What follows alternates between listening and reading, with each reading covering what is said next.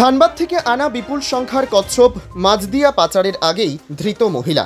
ধানবাদ থেকে আনা বিপুল সংখ্যক কচ্ছপ পাচারের উদ্দেশ্যে ছিল নদিয়ার মাঝদিয়ায়, কিন্তু পাচারের আগেই মঙ্গলবার দুপুরে ব্যারাকপুর ধোবিঘাট এলাকায় ধৃত এক মহিলা।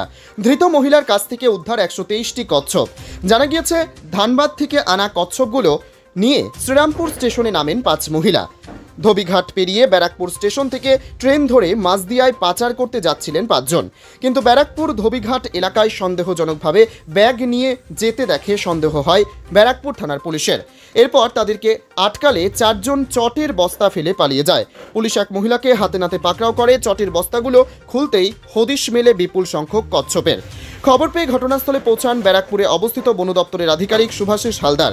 তিনি ঘটনাস্থল থেকে 123টি কচ্ছপ উদ্ধার করেন এবং সেই সঙ্গে ওই মহিলাকে আটক করা হয়।